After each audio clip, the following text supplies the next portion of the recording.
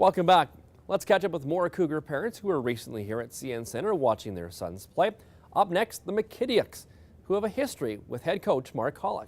It's a pretty special weekend. I've been, had this date on the calendar for quite a while circled, and it's even more special because, we know the head coach. We met Mark when he was coaching the St. Albert Saints 7, 8, 9 years ago. And Mark actually was my assistant coach, coaching Jake and his son Cooper in Tyke lacrosse. So it's pretty cool, pretty special time. Did you guys feel comfortable? Were you excited when you heard about who the coach would be? Oh yeah, I said it was like we won a lottery.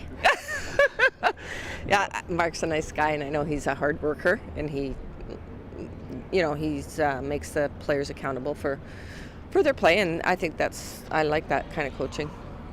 Now he's not only coached Jake, though. Tell us about that. Oh yeah, he also coached our daughter in lacrosse as well, Shaylan. Yeah, our third child. Yeah, we have 3 girls and a boy, so it was pretty cool. The second year they're living in St. Albert, Mark coached our daughter, and I think it was again Tyke, and it was a pretty special year. They had a dominant team, and it was cool. It was a great situation. So that was St. Albert. So if you were his head coach, are you the reason he went on to be in pro hockey? And is it all because of you? Absolutely not. No. I thought when we were coaching lacrosse, neither one of us really understood the game that well. We were both hockey guys, and we just helped each other out, and we were both type A personalities, and yet we would balance each other out, and it was cool. But clearly he was an awesome coach. He is a demanding coach, but he's a teacher. I think if you ask Mark, he believes in teaching the kids, and then the winning will come as a result of that, as opposed to focusing on winning. So I have no doubt these boys are going to really develop, and it's going to be some special things happening here in Prince George with Mark Hollick. Now with the comfort level, and as you talked about it, and it's been a young team. The fact that Jake came in at 16 with 5 other 16-year-olds, kind of does that help with the mother letting him go, move away? Well, last year was very tough, definitely. But I'm kind of used to it now, and I hope he doesn't come back. No. He's high maintenance. He's going to love this interview, by the way. Anything else you want to tell us? Any stories about his childhood? Well, actually, you guys pronounced the name correctly. It's McKittiak. Mikachuk.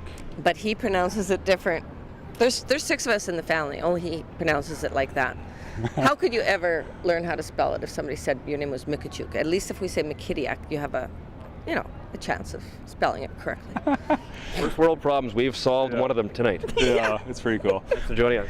Thank you very much. Rookie netminder Brett Zeroni has been billeting with the Greywall family this past year. I had a chance to catch up with his real mom and his billet mom. It was a very good experience. He was he's a very good boy. So learning about goalie was the best thing from him. And I never like Oilers, so now we love to watch Oilers with him. So I thought make him more comfortable. So I like watching Oilers with him, and it's very good. And for you, how is it knowing that you've got probably a stronger connection with her than most other people? It's been absolutely wonderful. Like, we couldn't have asked for a better billet family, and they've accepted Brett right from the start into their home. And for us, it's given us peace of mind knowing that they're treating him so well, and it's like their third son. Yeah. Now, we talked to her earlier this year about how tough she is and how critical she is. How about the real mom? Do you go over his game tapes after a game, or do you have advice for Brett? I tell him how good he looks. And it's his dad. His dad is more, they talk over the game. My side with Brett is more of the emotional side and that way of supporting him. Yeah. We haven't talked to you in a couple of weeks, but is Brett playing better in your eyes? Yes. Okay, he's got Mr. Norval's approval. That's all we need. Now, tell us too about the cooking and the food. For him, he told us it was a big adjustment.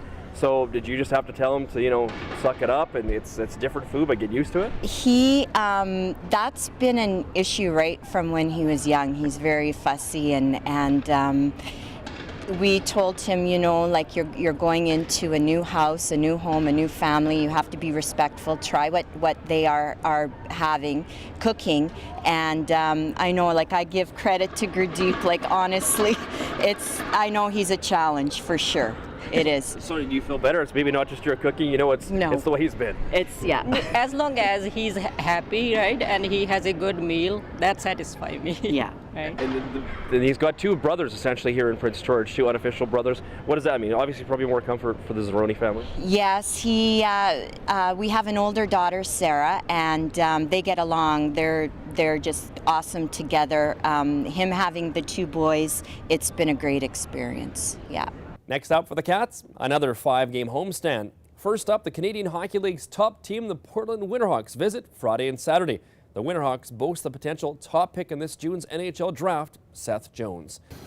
You know, it was the best team in the country, and they're ranked that way, and they've got, again, very similar to Edmonton, depth in every position. You know, strong from goaltending, you know, probably 3 or 4 of the best defensemen in the league, probably 6 of the top forwards in the league. I mean, they're a pretty good group, and you know, it's almost like a David-Goliath type of matchup, and certainly it can be done. I mean, that's why you play the games. If you play them on paper, we wouldn't even be here. But, you know, I got confidence in our group that we'll give them everything they can handle, and certainly, you know, we'll be certainly putting forth our best effort. And if we can stay out of the penalty box, play them 5-on-5, at least gives you a chance. Checking the standings, the Cougars still on the outside of the playoff picture looking in, but with some wins could vault past Everett and Seattle and solidify a playoff spot. That wraps up another edition of Cougar View. Coming up next week, highlights from the doubleheader here at CN Centre against the Portland Winterhawks. By the way, if you're interested in catching any past episodes of Cougar View, just go to ckpg.com and click on the Cougar View link. You'll find stats and past episodes there. Thanks for watching. We'll see you next week.